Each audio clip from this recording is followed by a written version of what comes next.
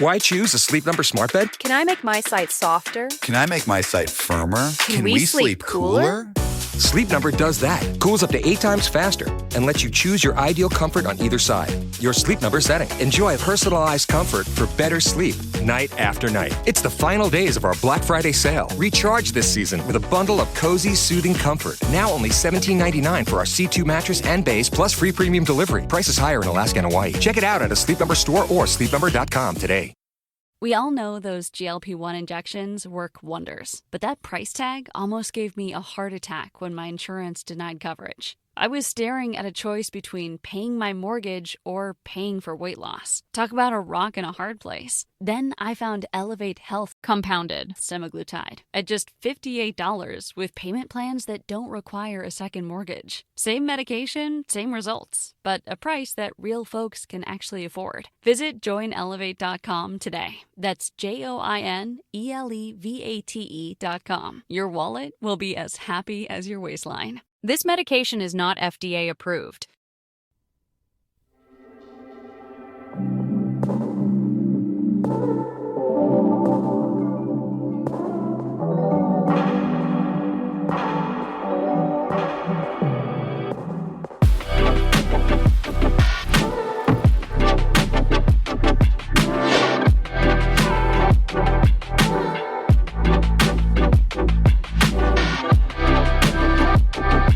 It's Sunday, July 21st, and this is Doing the Thing.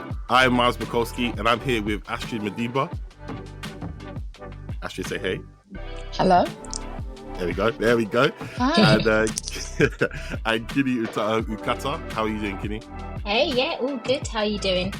Not too bad. You're both from the It's a Continent podcast, and we're talking tea right now. We're talking important things. Of course, there's been a massive development in the American elections right now. Mr. Joe Biden has decided to bow out of a race that a lot of people was asking him to basically say, it's time to keep it moving. So, Chinny, I'm going to go to you first. What's your initial reaction to the whole situation right now?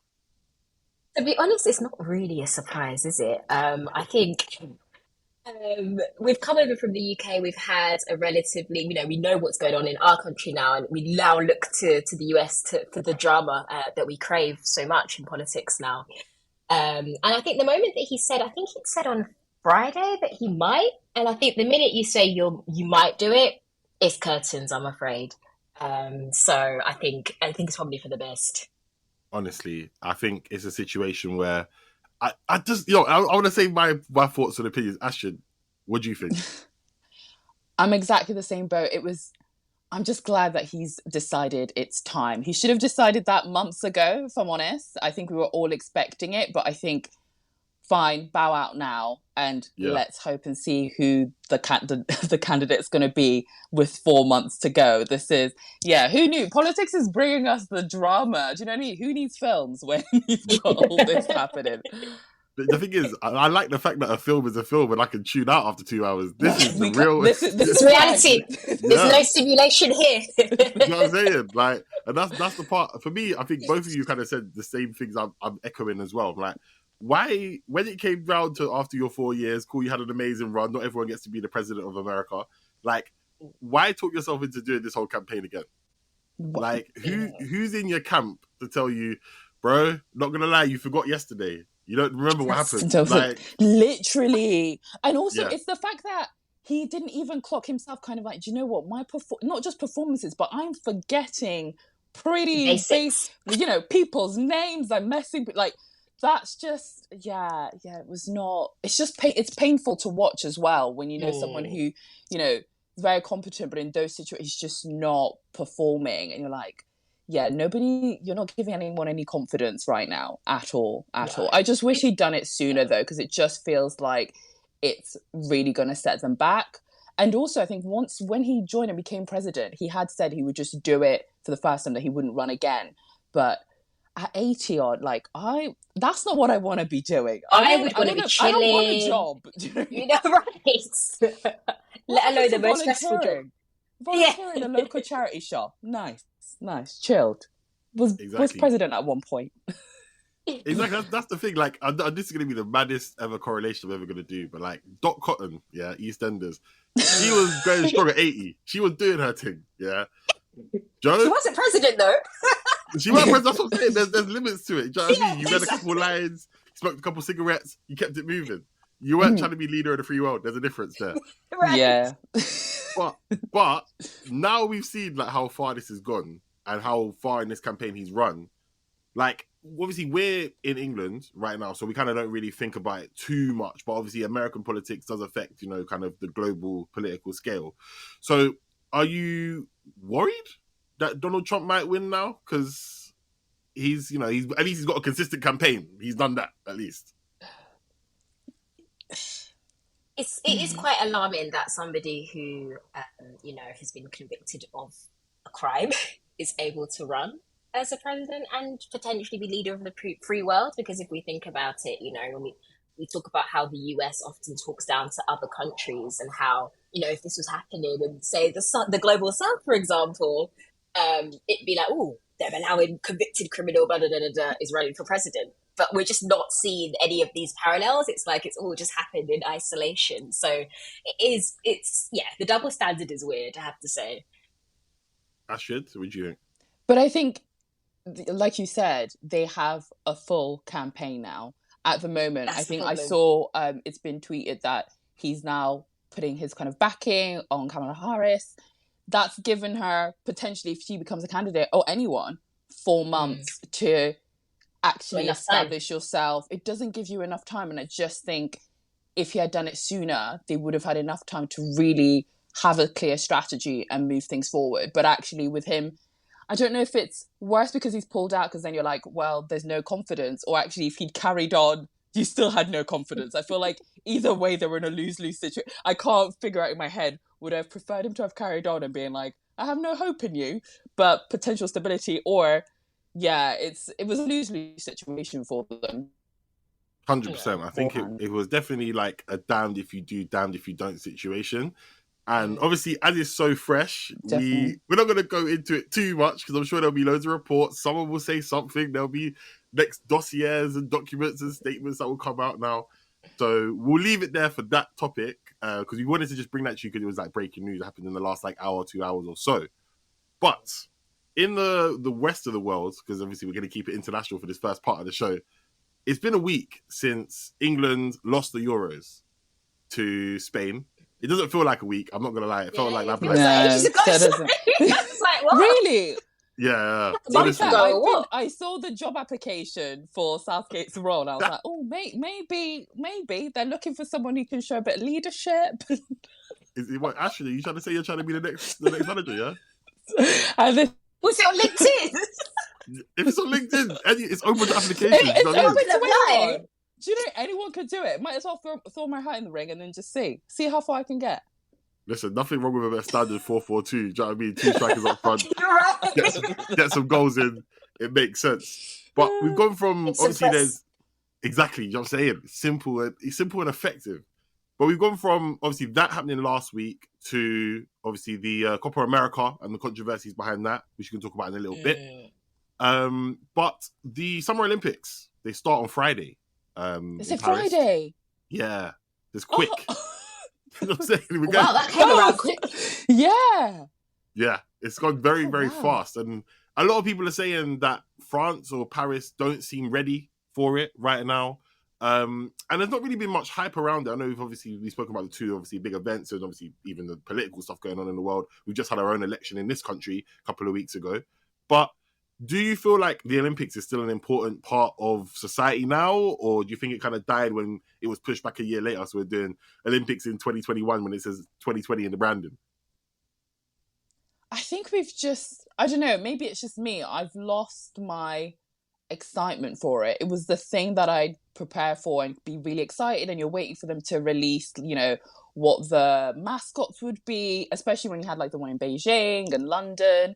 But I think like with Paris, I'm a bit like, didn't even know it was on Friday. I'm like, okay, fine. Yeah, that's happening. But I don't know if it's because we've lost a lot of the big athletes that you'd also follow in the Olympics. You know what I mean? Like you're Usain Bolt and you're like, I don't know who anyone is.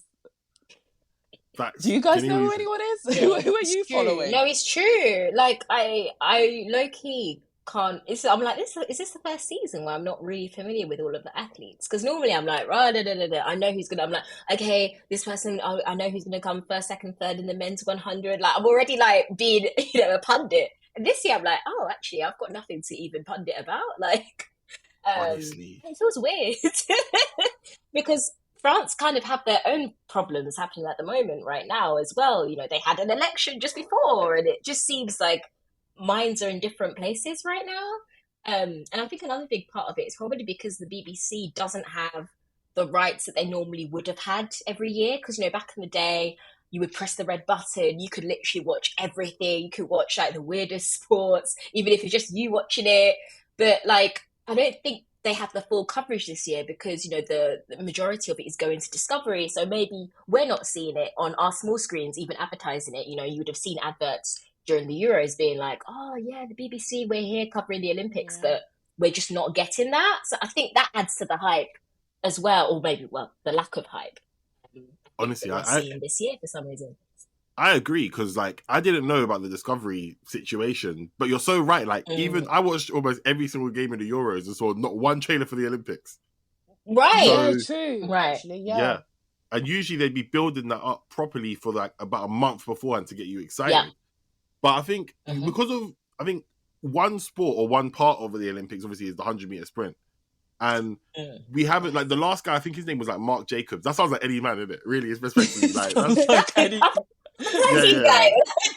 Yeah, like, I might fact check that when we get to the break just to make sure, right? But I know he was an Italian sprinter, and it just like he was like an American Italian, and he ran it and he won, which is good. Congratulations to him. But there's no star appeal there for like obviously Usain Bolt was running it, or the Americans, or sometimes you might get like Kim Collins, who was like from St. Kitts, so like 36, still running down. I'm like, go you! But it's just we're losing, like you said, the stars and the sport. So like, where do you think the Olympics can really go? Do you think it will eventually kind of die out unless we get someone come through, or what do you think the future is really going to hold for it? I think we just got to wait and see. I think this year is probably us figuring out which channel it's on, because I've only just figured out it's not going to be on the BBC. So really, I'm definitely following it, as you can tell. But I think it will be this time around where we're kind of figuring out who's who, and hopefully we get some strong personalities to start following it and being excited about it again. But you still have the likes of Simone Biles still going in Paris, and she's incredible. So I think they're there, but I feel like maybe this year it's for us to sort of reassess who are we fans of, who are we supporting moving forward. But it's just a weird one. I don't know. I don't know. I think it will carry on though. I think so. I mean, it's weird because, it's around the corner, probably the closest Olympics we've had since London. And it's just, I tried to get tickets, but the cost of those tickets. Crazy expensive. Never. So, like, there's it's not really much appeal. Yeah. Yeah, honestly, I think I went to Paris at the end of 2023, I think, in November time. And I saw like a lot of the constructioners and them getting ready and prepared for it. So it looked all right. But yeah, like you said, it's like the closest one that we've got to London. We don't have to adjust the time zone, be up to like 2 a.m. watching something in the daytime for them, or nighttime doing some nonsense. But it just, I don't know. Like I look back at the 2012 one, which was obviously held in East London. Basically, it wasn't really anywhere else, to be fair. But like, I look at that with so much nostalgia now and think, how has it been 12 years since? I know Astrid's face just goes like, wow. Yeah. And Astrid, I'll let you take it away. Wow. What did you feel I think like? just because I feel like it feels like yesterday, and I was like, that was the most amazing time. My biggest regret with our Olympics was not having the opportunity to work and support it. I was just watching it, and I didn't go into London, I think, because I think that would have been on another level. But there was just a buzz about it. And I think maybe with the Paris one this year, normally with us as a country, when it comes to sports, everybody is watching it. It is everywhere. Whereas with this, we're like, Olympic who? What? Where? Is it still on? When? Say that again. I think it's that element. But 2012 Olympic, that was something else. That was something else. Yeah, I was actually one of the games makers. So I was a volunteer during the London 2012 Olympics. So it was nice because people used to stop me on the tube and be like, hello, are you an athlete? And I was like, well. Oh, wow. Let me tell you about water polo. Right now, listen. Honestly, right now, we got the future England manager in Astrid. Chinny's about to just tell us about water polo and do a whole band. I'm a water polo athlete. I can tell you all about it. It's like, no, you don't know who I am. No. Yeah, it's very niche. But yeah, no, it was really buzzing. Like, it was amazing. Like, we actually felt quite proud of the whole, like, the way it all went, opening ceremony, just like kind of showcasing London to the world, really. And yeah, it was great just meeting people from all over the world. But yeah, it kind of feels like a distant, like, did that actually happen? Like, it's weird. Honestly, like, I think we've got to that point now where it does feel like yesterday. Very much does feel like it happened like 5 years ago, but it's 12. Like, there's a whole generation of people that were born in 2012 who are now in secondary school. So, yeah, like year 8. Shout out to everyone who's about to go finish school for some holidays. So, you know what I'm saying? Like, and that's crazy how time absolutely flies. But we'll have to wait and see. I think there's a lot more, like, when it comes to sports. We've got to wait for tomorrow's stars to come into effect now, hopefully at this Olympics. And we also learned today that we need to get our subscription services. Because, better sign up to that free trial, boy. Boy, you know, there's free trials there, I'll be riding out for that. And then the way you put in your card details and you're like, I've got to remember, I always put an alarm, I've got to remember to cancel it 6 days before because else I'm getting a mad charge. That's what I'm saying, honestly. But you know what, let's take a quick break and we'll be back after this. So we are back and we're going to just talk about briefly around tourism. We're getting to summer now and well, if you could avoid the data outages, some people have managed to travel abroad at this point. But there's something happening in Spain. We know that Spain is one of the most kind of popular countries where it comes to tourism, but some locals in Spain have actually been petitioning the local government to put limits to flights arriving. And an interesting incident in Barcelona where water guns have been sprayed at tourists because they've just had enough. What do we make of this situation? Like, should there be a point where locals should try and prevent tourism from coming in? Like, what are our thoughts? I just don't understand how a lot of these, like, countries, especially those that attract a lot of tourists, end up actually managing and controlling it. Because when you go away and it's literally just an influx of people, I can imagine it must be so, like, super frustrating. Which, okay, the water guns is a little bit, so you've paid to come out on the holiday. Maybe you should focus on, like, the politics, trying to kind of sort it out that way instead of spraying people. But I just think, I don't know how they manage it. There definitely has to be a way of, like, I don't know if you put, like, quotas in terms of how many people you bring in, because it is overwhelming, even as a tourist when I go away, to be like, wow, this is a lot of people, and everyone here is not from here. Like, we've travelled into the country. I think it's an interesting one because when you go away on holiday, you're like, I want to go and chill with the locals. I want to immerse myself into the culture. Unless you're going to another part of the UK, then it is what it is. But like when you're going to like Spain, like if you go Canary Islands, you want to kind of like connect with the people. Even if you can't speak the language, it's still like you can always communicate, or there's Google Translate these days. To be fair, exactly, yeah.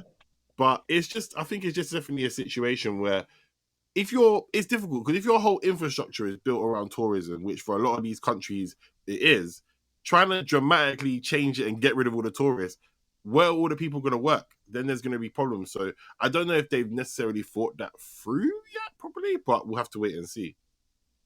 Yeah, definitely. I mean, there's like downsides because I can see things like Airbnbs and how, they're making it difficult for people to have access to housing because, people have just bought up all the Airbnbs. But then, as you said, Myles, it's like, if a lot of people's livelihoods depend on tourism, then what on earth are they going to do? Like, it's all very intertwined to build the economy. And that's just the nature of some of these countries, Italy, Greece, Spain, etc. Like, tourism economy is huge there and it's probably the largest employer. So, but then again, if you think about it, you have instances where you have sort of badly behaved Brits, unfortunately. You think about places that perhaps are now a little bit undesirable for some of the locals just because of the antisocial behavior that goes on. Like, how do we think like, how could that affect the way that tourism works in that country? Or like, what could people do to even kind of stop or prevent that sort of activity from happening? I think it's challenging because, to be fair, when you go to those types of places, I've definitely been on one of those holidays. So it was like A-levels had ended, first girl trip, Gran Canaria, not gonna lie.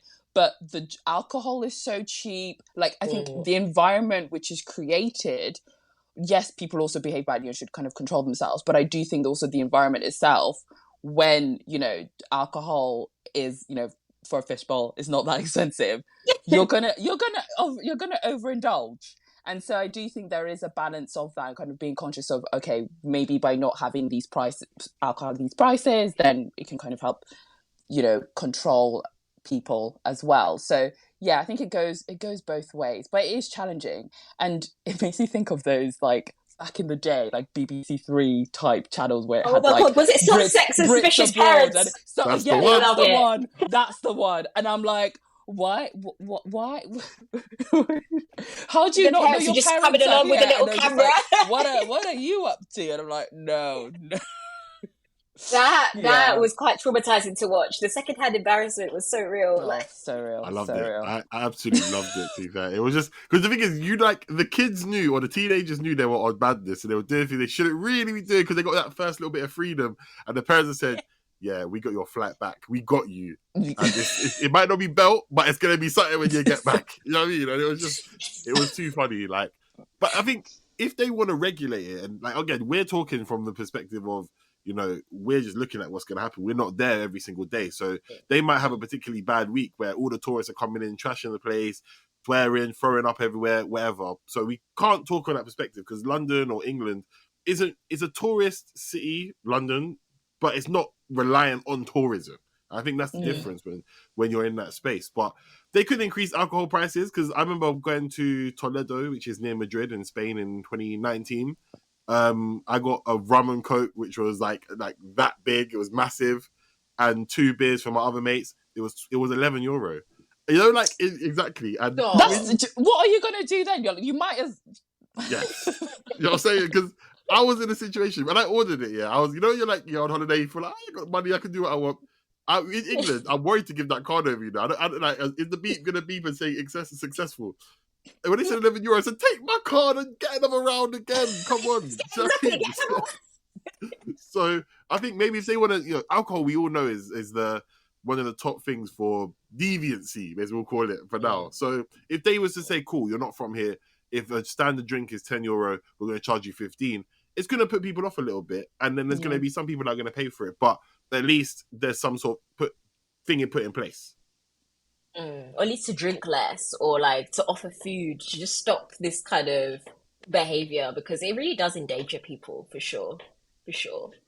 Another kind of story that's like come around like due to this space is really around the British teenager Jay Slater. So unfortunately, there's been a lot of like conspiracy theories. I don't know if you've come across any of them, but just popping up just on social media. And that's the thing, you start to get social media being this weird vigilante, like being the third person in these stories where people go missing. Because I remember there was a story about a lady, I forget her name, but she was walking her dog, went missing, and all of a sudden people were like, oh, I'm going to go to the site, I'm going to go on TikTok. Oh, yeah. And, you know, it's just so, like, personal and intrusive. And now, you know, unfortunately, they've found his body, and it is a really sad story. But, you know, how do we feel about, like, these sort of third players, intrusive characters coming into murder investigations? Because it was quite disturbing to read and hear about. I do think it is scary in terms of the role. I think everyone feels like, because we get all the information at the same time and it's constantly available and it's 24/7, people feel like they have the right to sort of become and play kind of detective in these spaces.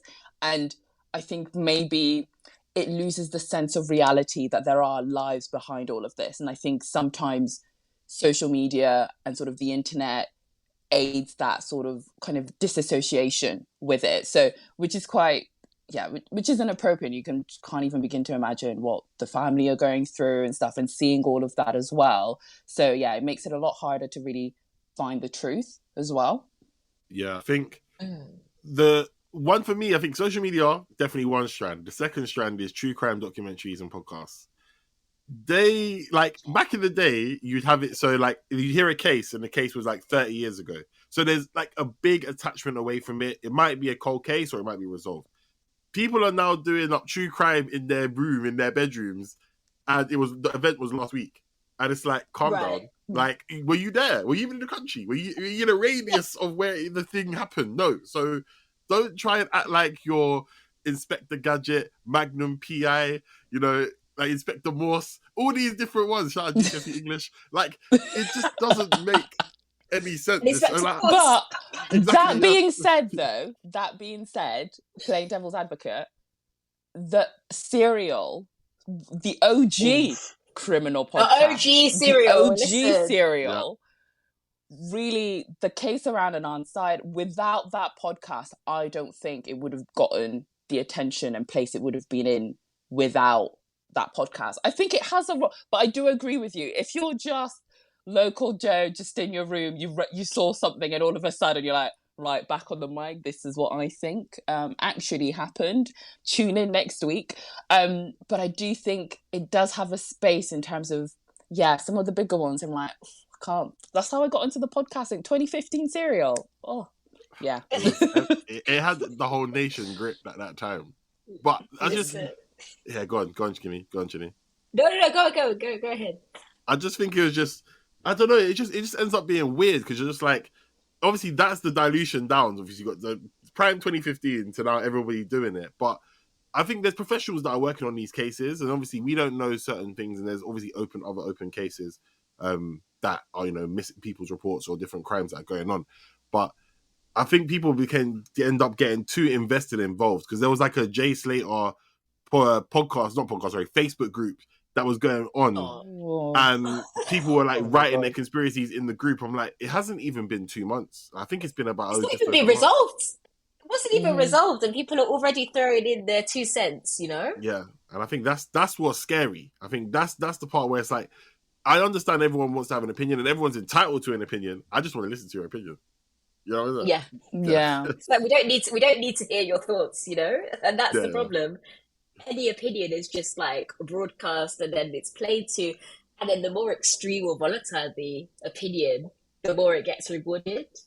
So it's quite scary. I mean, I didn't really want to have much of an opinion around, because that's the thing with these sort of interventions on social media, they kind of then try to attack the victim's character, and you're just a little bit like, this person has died, and it's the same way that unfortunately when they tried to assassinate the lady that unfortunately passed away, her character saying, oh, she had an alcohol problem, like trying to like downplay or like cast something against the person. It really is damaging, especially as that's not really what the story is. The story is this person has gone missing, Yeah, I think people definitely kind of, they move away from what the original point is, and they kind of create their own assumptions and thoughts about stuff. And it's like, come on guys, like centralize, just let the professionals work and you observe, or have it in your personal WhatsApp groups.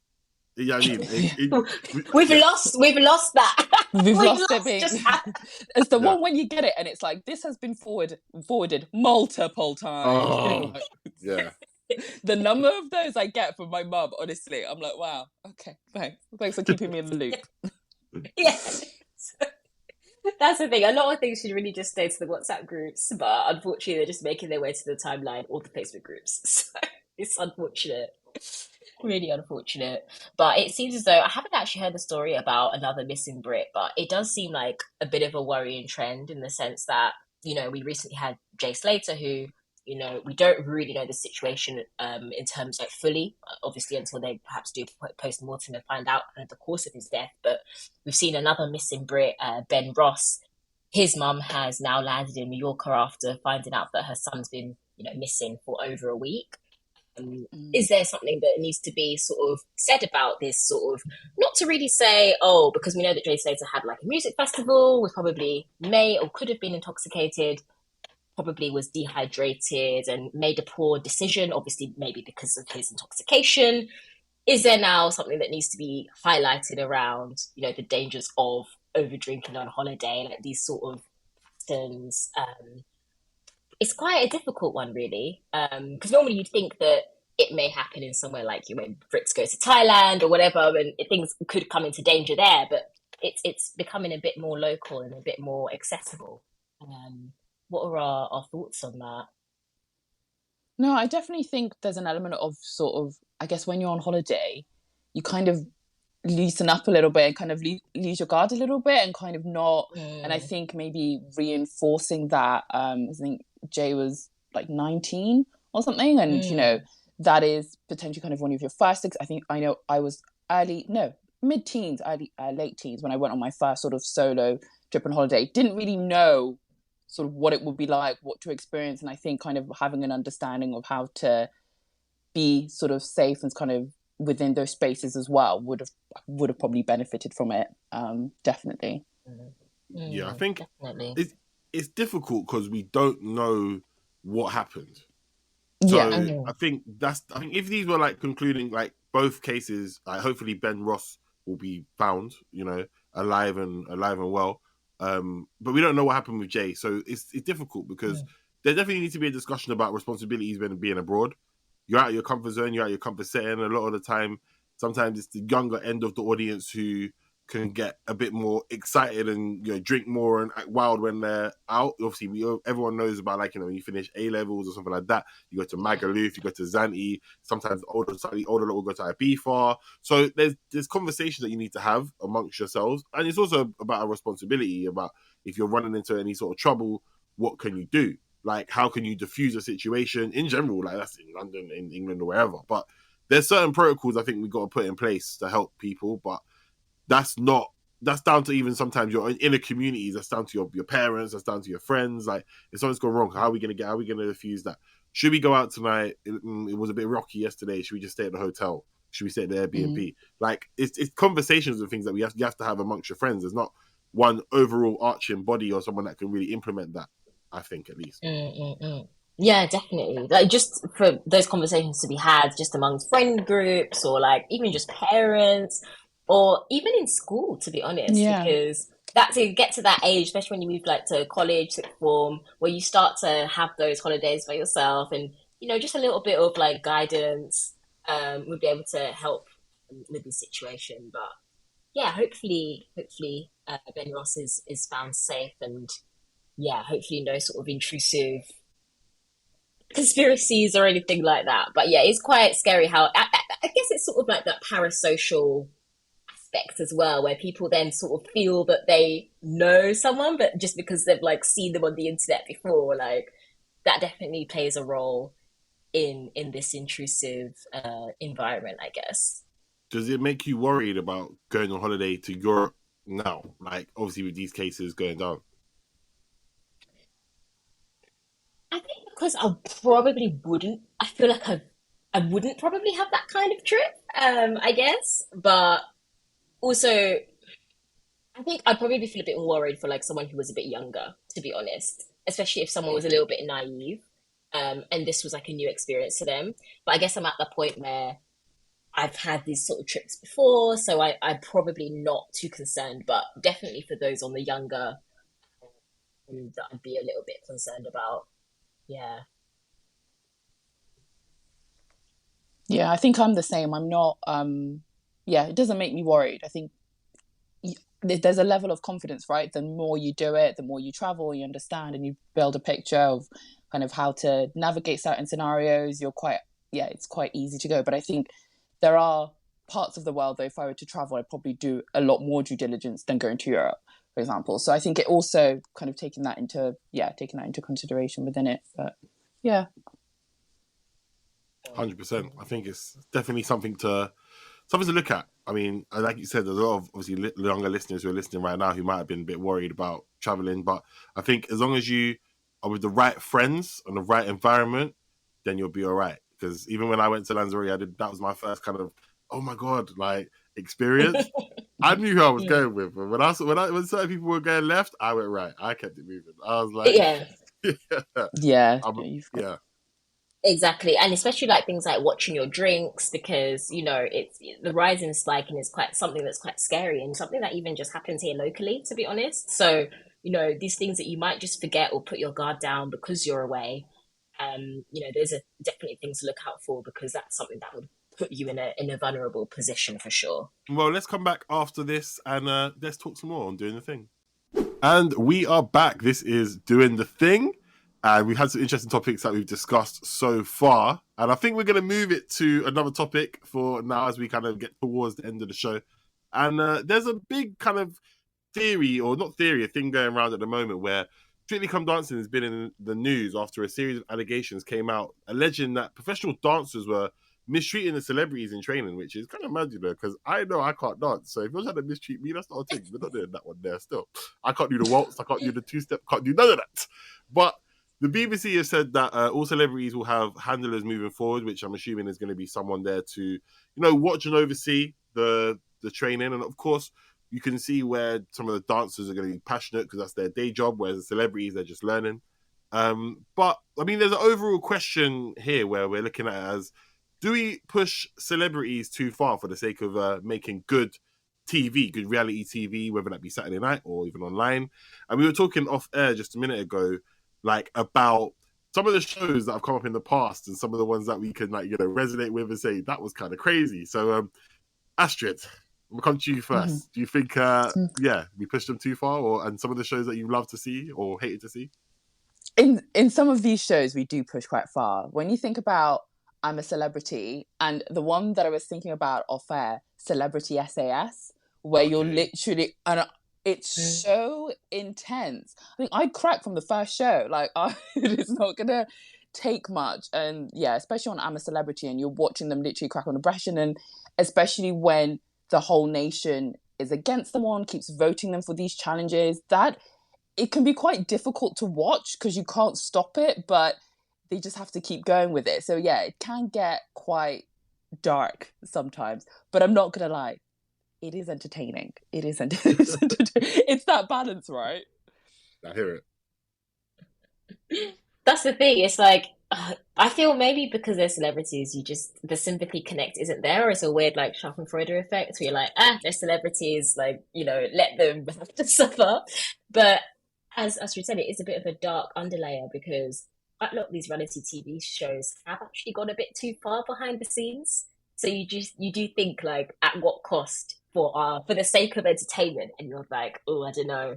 Especially because I think with Strictly, it was like some kind of bullying or like physical assault, which just seemed a little bit, you wouldn't have expected that sort of behavior behind the scenes. And you're like, it's a dance show, isn't it? Like, chill. Yeah. But I guess what you were saying around it's someone's job versus someone's here to learn for the next couple of weeks to do a waltz. I guess we're pushing from two different perspectives, but it's not acceptable. Yeah. I mean, with everything, if you know how to do something and you're showing somebody, you gotta have patience. Do you know what I mean? Like, you can't be moving crazy because someone, especially with dancing, it's like you could be the smartest person in the world and your hand-eye coordination is awful. So it's like even in primary school they say pat your head and rub your belly at the same time. No one could do that. Or like I know like 5 people that can do that, and that's as an adult now. So let alone trying to teach a kid how to do that is crazy. But I think when it comes to like TV shows in general, it's definitely like, I think the public just want to see some nonsense. And I think as we've become more immune to like, YouTube pranks in general in the past and stuff like that, the madder it is, the better. I mean, for me personally, I haven't watched. I was like, I'm a Celebrity, Come Down With Me. That's definitely not the show. I'm a Celebrity. You're creating a new one. That'd be a good one, though. That's a nice harmless one. Do you know what I mean? Unless the person cooks bad. But like, I haven't watched I'm a Celebrity in years because I'm like, there's only so much spiders and snakes you can put on someone for it to be interested. Right.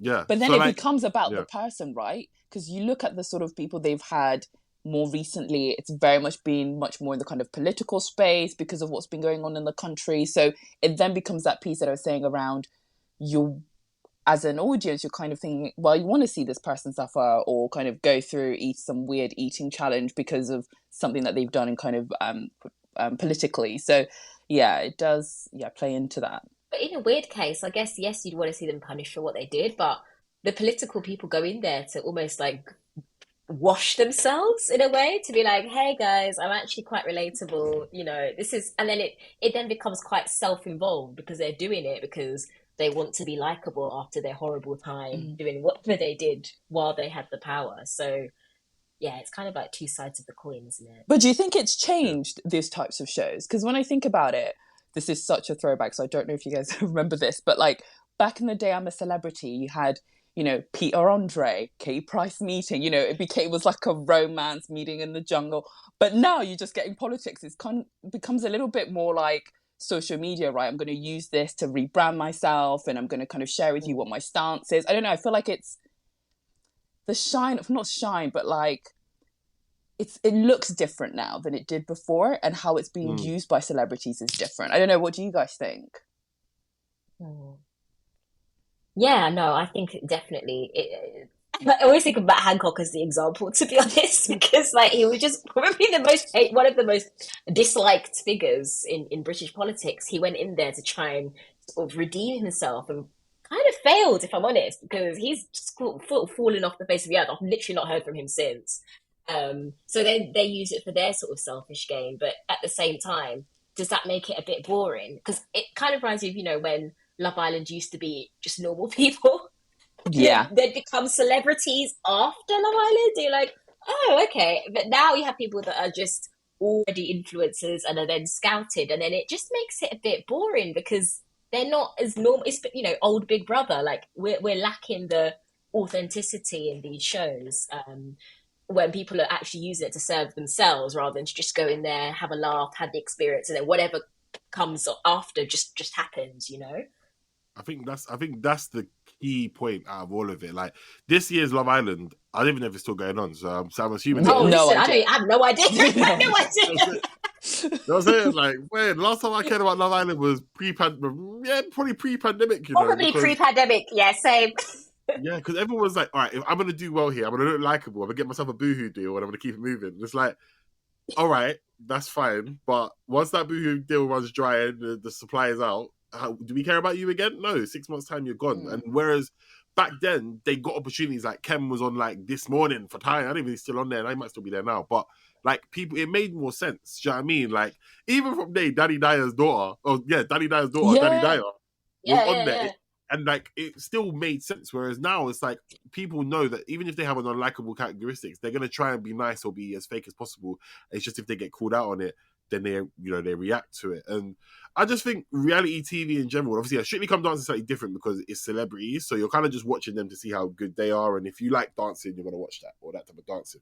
But with all these other shows, it's like people, we just don't care anymore. I feel like I think the like old school, for example, I think Astrid or Chinny, one of you mentioned Big Brother. Like the Big Brother back in the day was nonsense, but it was beautiful. It was just Alison Hammond 24-hour stream. Big Brother gave us Alison Hammond, guys. Yes, yeah. Yes. Like it gave us character, like people who were real. And that I've not watched the new ones. It's probably different. I know it's done really well, but I'm like, yeah, no, someone's just going to come out here and wanting a Pretty Little Thing deal. So let me, I'll move on. That's what I'm saying. Yeah. We lose that part. So when they kind of go over these extremes, it's like, I think people like watching, especially now in this day and age, people like watching normal people or people who are like, and I say normal, I think non-celebrities, because there's more to relate with. Sometimes, like, for example, like the whole Peter Andre and Jordan situation, that was cool. That was nice back in the day. Like, they had a whole run of TV shows off the back of that. Whereas, yeah, I mean, it's different now. But, like, we don't care. Like, no one cares about that anymore because, especially even in this day and age, anyone can be a celebrity overnight. So, yeah, a viral moment will take you to that next level. So, it's definitely interesting to see hypothetically, what show would you go out all these shows that we've spoken about? What's the show that you would go on and you'd be like, either I can win it or I'm just here for the vibes? Oh. Okay, this is a weird one to choose. But I would do I'm a Celeb. Okay, wow. Only because the task I know are something else. But how many opportunities are you going to get to be kind of like trapped in some sort of cage with loads of snakes? Might as well. I don't know. I just feel like, give it a go. See, not that I'm into any of this. I'm literally like, spiders is like my biggest fear. But I just think I want to see whether I could mentally do that and be like, right, I've got this, or completely crack and break down and then just be like, no, I'm out. So that's the one I do. Okay. Yeah. Chinny, you don't look convinced, but it's all right. It's all right. I mean, for me, I've always said I want to go on Traitors. That is Traitors is the one. I'm going on Traitors. It's either Traitors or The Circle, but I feel that Traitors would be the better experience. It's just because I want to stay in that manner. But yeah, you just want to see how far I can go. Jordan's obviously like, I didn't watch Traitors, but I know everyone else did, so I'm the minority in that pool. But like, imagine staying in a nice mansion and also just telling lies, or being the truthful one if you have to be. So exactly, they have good food as well. It sounds great. It's the way people try and suss each other out on that show, and you're like, I can't. It's giving me a headache. Yes, and it's all just fake. That is honestly okay. I can lie. It's easy. What show would you go for? I'm going for The Wall. I got like we spoke about it before. I was thinking, oh my god, that's a throwback. That is wow. I'm not gonna lie. If I get it right, I stay dry. If I get it wrong, I'm in the water. I can swim. It's fine. Like, you're out here throwing us back to the wall. Yeah, like we have to use the pose. I've seen that since it was on like Harry Hill. Like that's a very nice. Yeah, like I think it was on BBC One for like I feel like 2015 to like 2017 or something like that. Yeah. But if they say do a pose of a crane, I can do that. I can make it happen. Do you know what I mean? Like, and then just get through the wall. That was simple. Prime TV though. Imagine we'd literally sit and watch someone try and form weird shapes to get through a wall and be like, great, that's my Saturday done. Saturday Night TV, the death of Saturday Night TV is sad, you know, because that really used to bring people together. Like you talk about it the next day. Like those were good times. Yeah. Does anyone still watch like Britain's Got Talent? Because obviously it just finished a couple months ago. No? I have no idea who won. Anyone? No.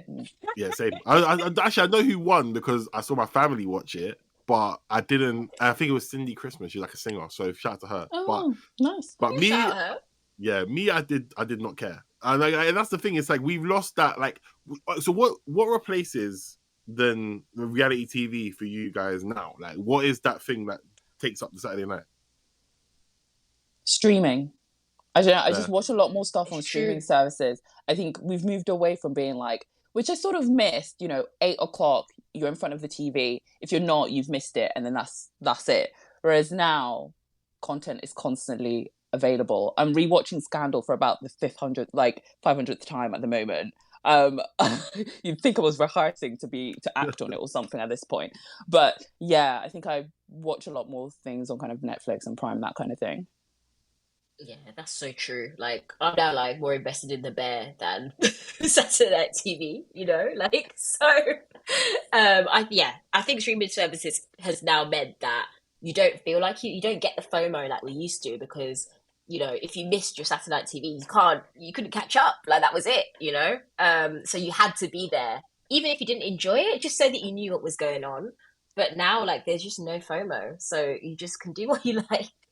Honestly, and there's one thing that we've learned, bringing it all the way back to the start of the show, is make sure you get your Discovery Plus free trial for the Olympics. You know what I'm saying? Because otherwise, I don't work for them, by the way. There's no sponsors. It's not sponsored. I'm just saying. I want to watch the Olympics. You got to do that. I want to watch it. Yeah, listen. That's what we're doing. If you're out here listening as well on Wizard Radio, make sure you do the same.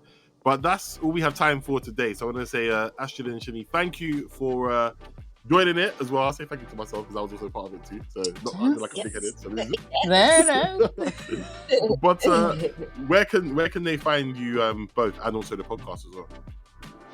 Yeah, so we're part of It's a Continent podcast, and you can follow us on Instagram at It's a Continent Pod, on Twitter It's a Continent, and also our website is itsacontinent.com.